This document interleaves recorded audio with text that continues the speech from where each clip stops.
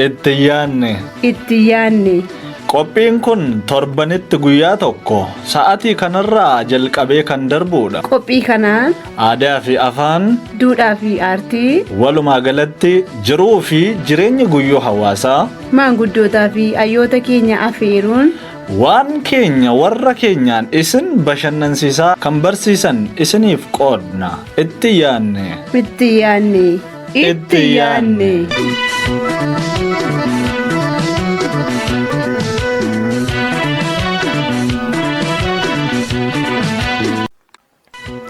Akkam jirtu kabajamtoota dhaggeeffattoota keenya, egaa har'asii qophiin itti yaanne mijuusaa guutuu qabatee dhufee jira. Egaan akkuma baratamee qophiin itti yaanne jalqaba irratti gaaffii hirmaachisaa har'asii isiniif qopheessee jira. Egaan gaaffiin hirmaachisaa keenyarraa immoo ciigoo irratti kan xiyyeeffatu ta'a.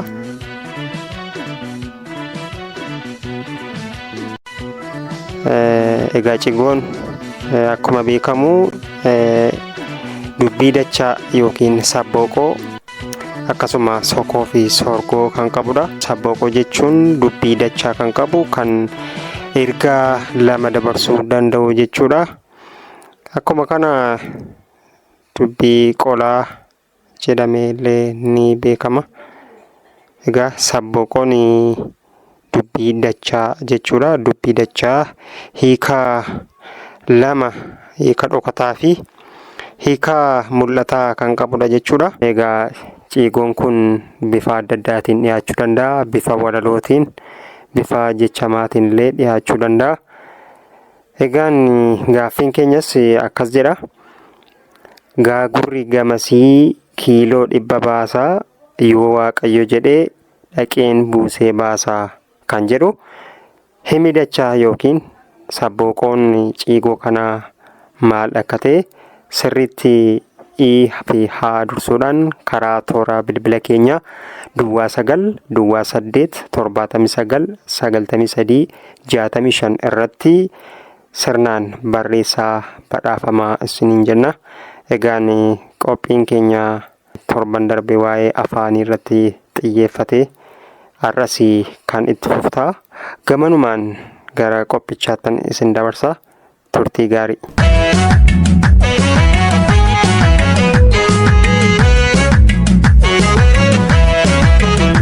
Jirra jirtu nageenyi badhaadhaa kabajamtoota dhaggeeffatoota raadiyoo hawaasa xiyyeeffataa 95.6 sekoondiin daqiiqaan sa'aatiin guyyaatti guyyaan torbanitti walitti daddabarsanii bakka wal jijjiiranii walitti nu naannessanii jiru. Torban keessan torban gaarii ture jedheen abdadhaa. Akkuma beekamu torban darbe qophii waa'ee afaanii fi afaan maal akka ta'e isin biraan gahaa turuun keenya ni yaadatama. Kanaaf har'as qophii biroo kutaa lammaffaa afaanuma irratti xiyyeeffatu qabannee dhiyaannee jirra. Nu waliin turaan affeerraa keenya. Gallacha tokkummaa hundee bilisummaa maragaa afaan Oromoo dagam afaan Oromoo. Tolegaa keessummoota keenya isinis baga nagaan walitti deebine jecha kallattumaan gara qophii keenya kutaa lammaffaa kan guyyaa har'aatti ceenaa. Har'a immoo waa'ee sirna barreeffamaa irratti marii kan goonu ta'a. Mee dursa sirna barreeffamaa yookiin iskiriiptii jechuun maali? Sirni barreeffamaa akka addunyaatti seenaa akkamii qaba? Yoom eessatti eenyu akkamitti jalqabe akka Itoophiyaatti? Dabalatees immoo uummata Oromoo biratti ilaalcha akkamii qaba kan jedhu barsiisaa Waaqtolaanii waan nuun jedhu qabu. Mee isaanirraa jalqabnu. Barreessuun kun egaa sadarkaalee garaagaraa keessa darba. Fakkeenyaaf afaan tokko sagalee qaba.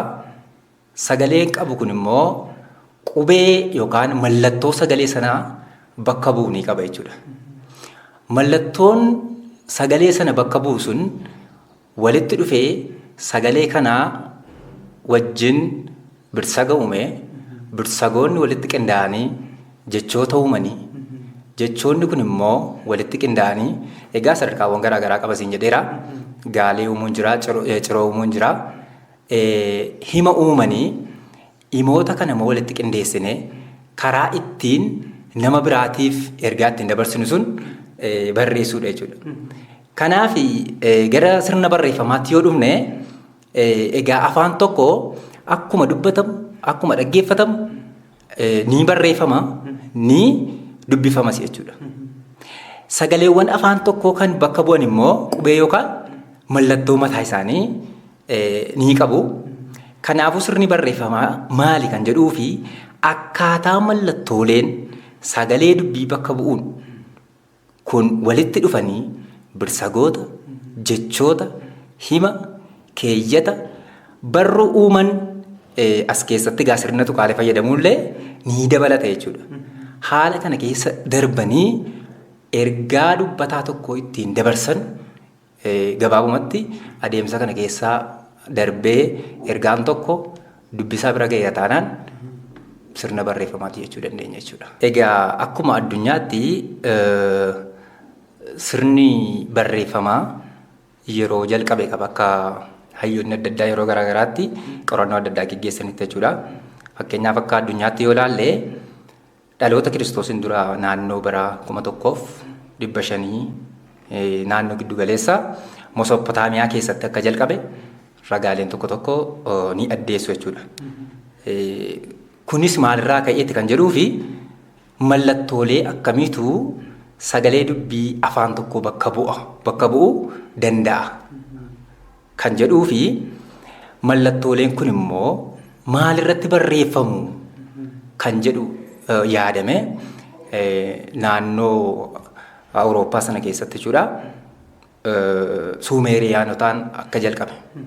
Darbees immoo gara Misir keessatti sirni barreeffamaa eeroogiloofiks kan jedhamu achitti illee akka jalqabe seenaa garaagaraa ni ibsa jechuudha. Gara biyya keenyaatti yoo dhufne immoo barnoonni ammayyaa kun iyyuu kana eegalee bara mooticha Minilik akka lakkoofsa Itoophiyaatti naannoo 1906 akka ta'e ni ibsama. Egaa gara kan Oromootti yookaan gara afaan Oromootti yoo dhufne immoo afaan Oromoo kuni sirna barreeffamaa kan argate yoomi? Kanatti yoo dhufne egaa afaan Oromoo kanaaf sagalee dubbii bakka bu'a kan jedhamu qubeewwan garaagaraatti yeroo adda addaatti namoonni adda addaa fayyadamaa turaniiru. Fakkeenyaaf mishiinaroonni ardii Awurooppaarraa gara Itoophiyaa dhufan naannoo Oromiyaa keessaa dhufan qubeewwan adda addaa fayyadamanii afaan Oromoo kana barreessuu yaalaniiru jechuudha.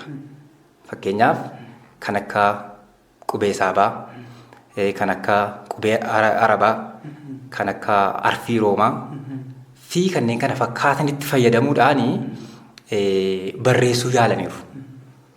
Haa ta'u malee yeroo adda addaatti yaaliin adda addaa taasifamu malee yeroo sanatti kan jalqabe hanga har'aatti sanaan qubee afaan kanaa bakka bu'ee deemsisuu hin dandeenye jechuudha.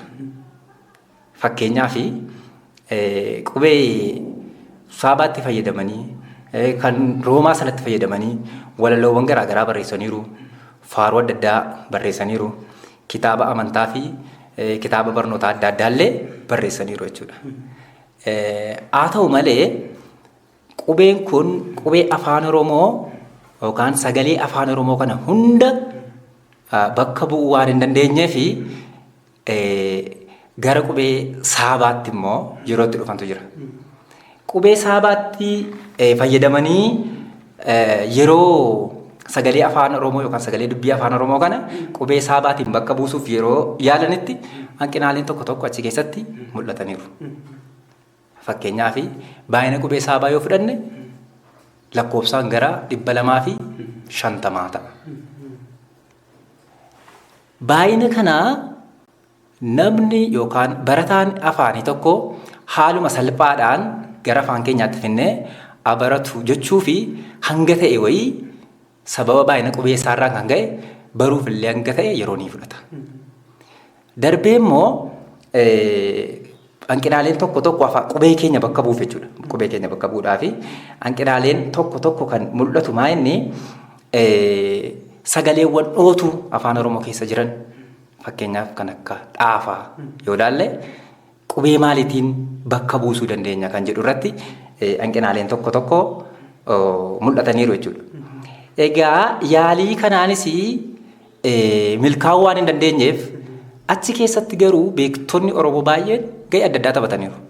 Fakkeenyaaf Oneesimoos Nasiibiif Asteer Gannoo yoo fudhanne kitaabota adda addaa barreessanii keessumaa kitaaba amantaa macaafa qulqulluu jechuudha. Kitaaba qulqulluu gara afaan Oromootti qubee saabaa gargaaramuudhaan hiikaniiru jechuudha. Haa ta'u malee shoora guddaa yeroo sanatti taphataniiru.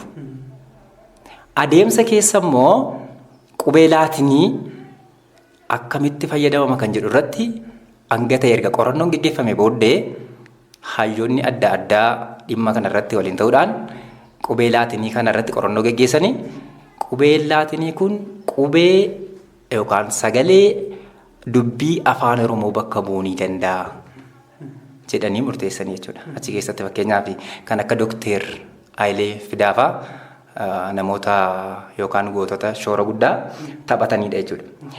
Egaa qubee laatinii kanarraa fudhatanii jijjiirama tokko tokko fidaniiru jechuudha. Qubeen laatinii kun akkuma jirutti fudhatamu malee fakkeenyaaf kan akka qubee dachaatti dabaluu sagalee keenya akka bakka buutti sagalee afaan Oromoo jechuudha akka bakka buutti kan akka qubee dachaatti dabaluu kan akka hudhaatti dabaluu fi laaffisuu fi jabeessuullee dheeressuu fi gabaabsuullee akkamitti bakka bu'a kan jedhuun fooyyessanii akka qubee afaan Oromoo yookaan sagalee afaan Oromoo akka bakka bu'utti itti yaadanii hojiirra oolchan jechuudha. Egaa kunis kan filatameef maaliif? Baay'inni qubee afaan Oromoo yoo ilaalle ergisa dabalatee qubee dachaa dabalatee hudhaallee dabalatee naannoo qubee yookaan sagalee 34 ta'antu jira jechuudha. Isaan kan amma baruuf baay'ee kan ulfaatu miti. Darbee immoo namni yookaan barataan qubee kanaan afaan Oromoo bare afaan Ingiliffaallee baruuf hin rakkatu jechuudha. Sababiin isaa maaliif qubeedhuma wal fakkaataatti dhimma ba'aa jirra waan ta'eef sagalee garaagaraa bakka bu'u malee garuu qubeedhuma wal fakkaataatti fayyadamaa jirra waan ta'eef qubee laatinii kanallee akka filatamee hojiirra oolu taasifame amma sadarkaa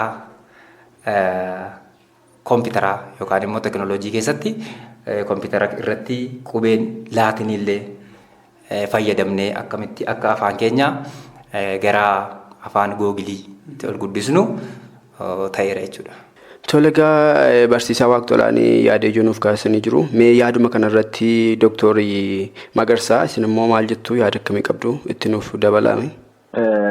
Haa ta'u waa'ee barreeffamaa yoo kaasnu yookaan immoo waa'ee barreeffamaa kana gaafa kaasnu iskiilota yookaan dandeettiiwwan afaanii jiran keessaa dhimmi kun dhimma baay'ee bal'aa fi jabaadha.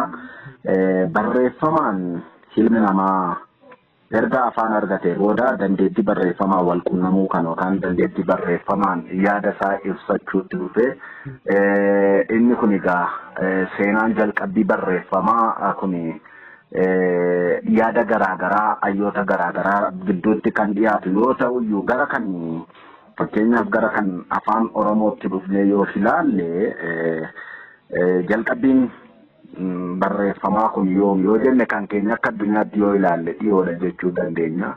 Seenaan barreeffamaa afaan Oromoo yookaan immoo afaan Oromoo barreeffamaan kan inni jalqabee almost baroota 1830 keessatti ka seenaan isa dura hin jiru jechuu miti garuu qabatamaadhaan seenaan lafa kaa'e tokkotu hin argamne 1830 kana gaafa kaasu sirna garbummaatiin wal qabsiisa yookaan immoo sirna garbummaa dargaggoonni Oromoo shamarran Oromoo yeroo sana keessa biyya Oromiyaa irraa qabamanii gara Awurooppaatti dabarfamanii geessaa turan kana keessa jalqabe jedha. Sirni garbummaa kun carraa gaarii ogbarruu Oromoo fi buuseera jedhamee yeroon itti kaasamu karaa tokkoon isa kanadha. So bara sana keessa kan dhalattoonni biyya Awurooppaa kun seenaa Oromoo lafa Oromoo Itoophiyaa biyya jedhamtu kanas baruudhaaf jecha weerara yeroo sana geggeessaniif seenaa lafitti qabeenyaa lafitti baruuf jecha ijoollee sirna garbummaan qabamanii isaan geessan kanarraa waa'ee lafa kanaa odeeffatu, waa'ee uummata kanaa odeeffatu, waa'ee qabeenyaa lafa kanaa odeeffatu. So odeeffatan kana barruutti jijjiiranii bifa sanaan barruun Oromoo kun jalqabe jedhameeti haasa'ama. Seenaan barruu Oromoo kan addunyaa dhiifnee gara kan Oromootti yoo dhufnu jechuudha. So baroota sana keessa bifa kanaan kan jalqabedha. Harrayyuu akka seenaan jedhutti ijoollee yeroo sanatti sirna garbummaan qabamanii achi gara biyya Jarman kanatti geeffamanii hayyuu seeraa kan ture yaada isaan kennaa turan harrayyuu barreeffamee kan ture sun harrayyuu muuziyeemii Bavaariyan Steet jedhamu sana keessa akka jiru seenaan himaa. So seenaan jalqabbii barreeffama Oromoo kun akkaataa kanaan jalqabe xalaa ijoolleen sun walii barreessaa turan harrayyuu akka jirutti haasa'ama waan ta'eef achirraa ka'eetu babal'ataa dhufee sirna Minilik keessa sirna Haile Sillaasee keessadha. Seenaan ogbarruu Oromoo kun daran dhiphisaa ture. Haa ta'u garuu barreeffamni walumaa galatti gara kan Oromootti yoo dhufne baroota kana keessa jalqabeetu. Jalqabbiin kan Oromoo kana fakkaata. Kan addunyaa yoo dhufne immoo barreeffamni kun baala irratti barreeffamaa ture, dhagaa irratti barreeffamaa ture, wantoota garaan barreeffamaa ture, modify ta'a yookaan fooyya'aa dhufeetu akka addunyaatti immoo kan Oromoogaa sirnoota darbanirraa kan ta'e baroota kana keessa jalqabeetu sadarkaa hammarra jiru kanarra jira. Seenaan jalqabbii isa gabaabsee gaafa siinaa ta'u sirna garbummaa wal qabataa biyyoota Awurooppaa keessattis eegalee barruu Oromootiin hangafummaa kan qaban biyyoota akka Jarman, biyyoota akka Faransaay Kanadaa, biyyoota akka Ingilizii Kanadaa. Achi gaba bal'ataa dhufee biyya keessattis jabaachaa cimaa dhufee jechuun barbaade jalqabbii seenaa barreeffama Oromoo yoo haasa'u. Tolee, Dr. Guddiseen isin galateeffadha. Mee Dr. Teediroos isinimmoo yaada addaa yoo qabaattan xiqqoo waan nuun jedhaatti nuuf dabalame. Sirna barreeffamaa yeroo jennu sirna afaan tokko ittiin barreeffamu jechuu dandeenya. Afaan kun keessa darbee dhufeeti kan inni iddoo kana ga'e kan jedhu kaasuu ni danda'a sirna barreeffamaa keessatti. Callisee kan dhufe miti jechuudha.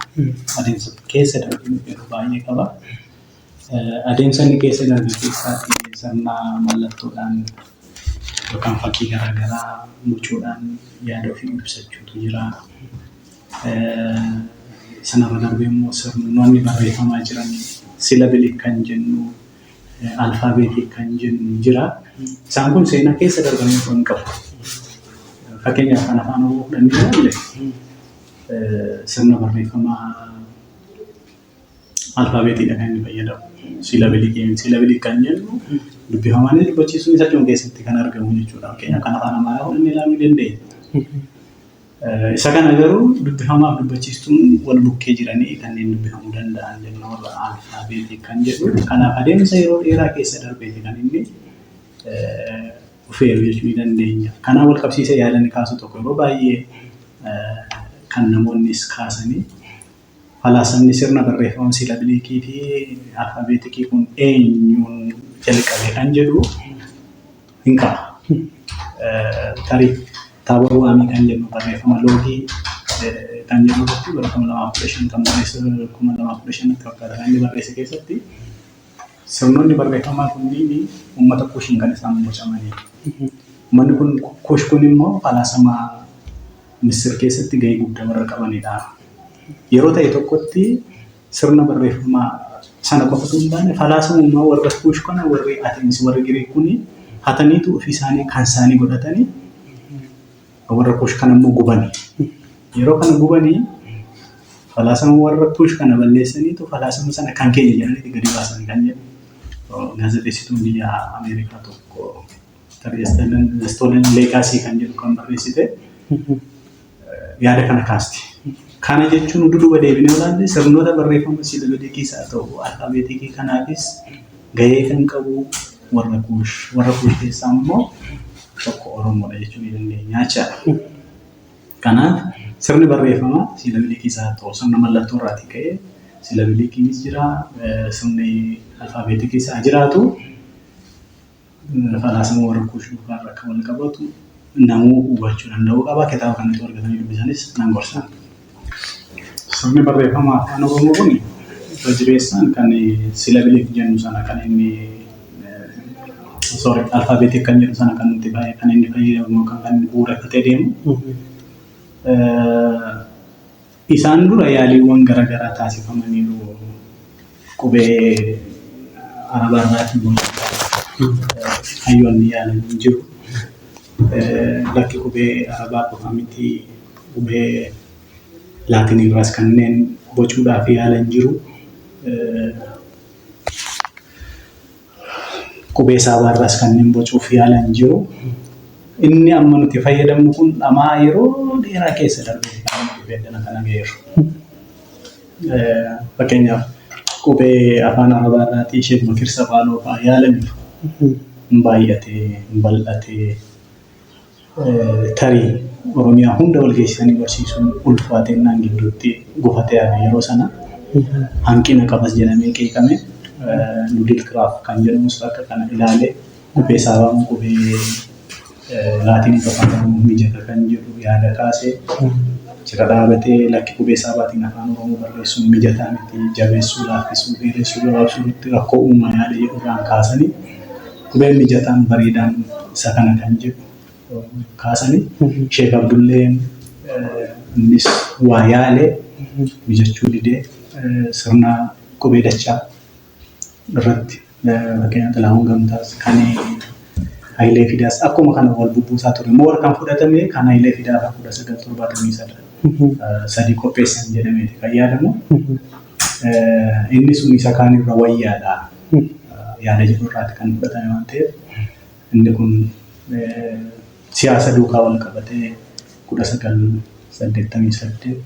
1983 yeroo ce'umsaa sana kan inni qubeen Laatinii kun yookaan alfaabeetiin kun sirna barreeffama afaan Oromoo keessatti yookaan immoo afaan Oromootti barreessuudhaaf mijataadha jedhamee akka filatamu kan ta'e jechaadha. Egaan keessummoota koo guddaa galatoomaa seenaa barreeffamaa irratti dhaamsa yookiin yaada bal'aa nuuf kaastanii jirtu. Gallacha tokkummaa hundee bilisummaa maragaa afaan Oromoo dagam afaan Oromoo afaan Oromoo afaan Oromoo.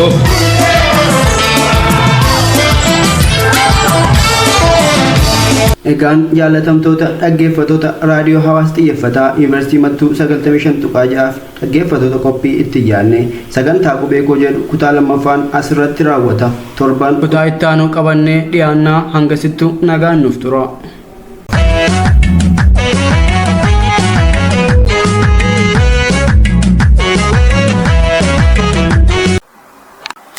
Walitti deebinee jirra dhaggeeffattoota keenya. Egaan qophii itti yaadne har'aatiin waa'ee dhimma afaan Oromoo irratti keessumattiyyuu akkaataa sirna barreeffamaa akka addunyaa fi akka saba Oromootti maal akka ta'e qophii kanarraa waan hedduu hubattaniitu jennee abdanna. Egaan qophii keenya gara goolabaatti finnee jirra. Garuu qophii keenya ammas wanti hafuu ni jira. Mee amma irra deebuudhaan gaaffii hirmaachisaa keenya isin yaadachiifne qophii dhaamsa keessanitti kan dabarru ta'a. Egaan ciigoo gaagurri gamasii kiiloo 100 baasaa yoo Waaqayyo jedhee dhaqeen buusee baasaa kan jedhu karaa toora bilbila keenyaa Duwwaa 9 Duwwaa 8 79 93 65 irratti qubee guddaa ii fi haa dursuudhaan nuuf ergaa badhaafamaa isiniin jenna. Kallattumaan dhaamsi keessan kunooti.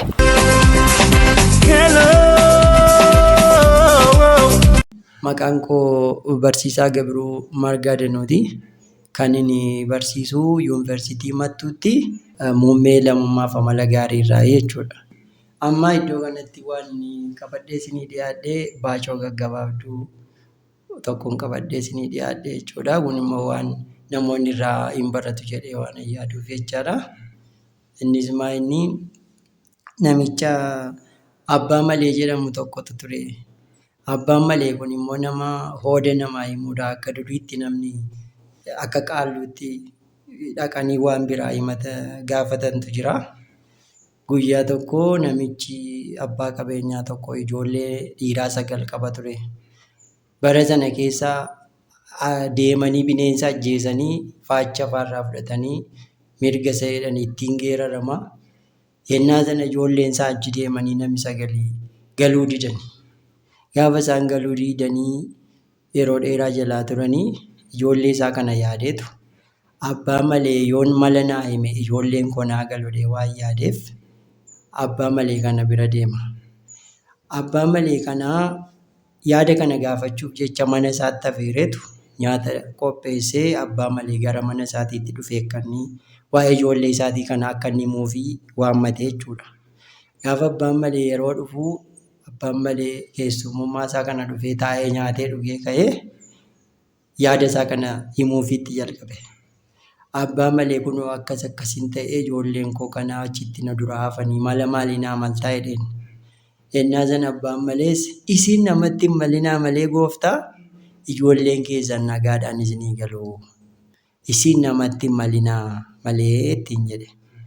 Kanaan booda abbaan ijoollee kun namichichi maali anoo waan baay'ee naa himansee namittiin kun attamitti kanuma malee naasoftu jedhee irra deddeebi'ee Abbaan Malee namatti hin malinaa malee jechaa waan tureef jechuudha. Isa booddee maal godhaa gaafa Abbaan Malee galuu ka'u Abbaan Malee kunis immoo ijoollee 9 qaba ofii isaatii. Maal godha namichichi booka sarraa dhugaa turan booka sana qodaatti naqee fi summii itti naqeetu kan ammoo ijoollee kee fuudhii galii jedhee Abbaa Maleef kenna. Gaafa fuudhee galuu Abbaan Maleetu karaa deemu ijoolleen namichaa salganuu karaatti itti dhufu. Yeroo itti dhufan Abbaa Malee beeku waan ta'aniif Abbaa Malee akkam jirtaa jedhanii gaafa isaan ittiin namanii nagaa gaafatan ijoollee koo nagaadha hunduu nagaadha abbaan keessan haadhi keessanuu nagaadha ilaa kunoo booka kana yoo abbaa keessantu naa kenne yoo hunadhaa jedhee salgan isaanii gaafa hunachiisu hundumti isaanii achitti dhumanii du'anii. Kun immoo maaliif Abbaan Malee sila dubbateera namatti hin malinaa malee jedhee dubbate jechuudha. Isa booddee ijoolleen isaa jalaa dhumanii Abbaan Malee kana booddee hin galle manatti ijoolleen isaa waan taane abbaan ijoolleen jalaa dhumte suni turee gaafa waan godhu dhabu Abbaa Malee ammas maal naa wayyaa ijoolleen koo 9 dhumanii jedhee gaafa inni gaafatatu Abbaan Malee deebi'ee mala kan biraa malaaf. Durba 9 dhaqaa kaadhimadhaatii waraqaatti ergadhaatii salginuu isaanii walganuma tokkotti fuudhaa jedhee gorsa kana kenneef. Isa booddee namichis akkuma kana hin godhee deebisee hundi isaanii gaafa wal duukaa ijoollee horatan ijoollee 9 godhatan. Gaafa 2 godhatanii nama 18 ta'aniif jechaadha. Ijoollee dhiiraa 18 argate. Deebisee gaafa inni yaada isaa jijjiirrate qalbii isaa jijjiirratu deebi'ee akka kanatti milkaa'eefi jedhama.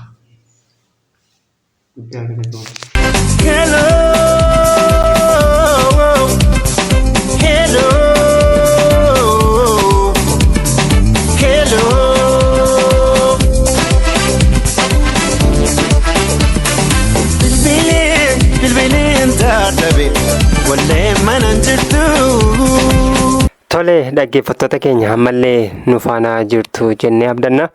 Egaan qophii keenya goolabuudhaaf daqiiqaawwan muraasatu nu hafa. Egaa qophii har'aa utuu hin goolabin dura deebii gaaffii hirmaachisaa keenya isinitti himnee badhaafamtootaaf immoo badhaasa isaanii qaqqabsiifna jechuudha. Egaa gaaffii ciigoo gaagurri gamasii kiiloo 100 baasaa yoo Waaqayyo jedhee dhaqeen buusee baasaa kan jedhu. Egaa dubbiin dachaa ciigoo kanaa dhaqeen buusee baasaa kan jedhu yoo nu barreessitan deebii sirriidha jechuudha. Egaa jechi dhaqeen buusee baasa jedhu dubbii ergaa lama kan dabarsu jechuudha. Inni jalqabaa gaaguran mukarraa buusee dammasaa baasee nyaadhaa yommuu ta'u, inni dhokataan isaa immoo intala buusee jedhamtuun baasaa jechuudha.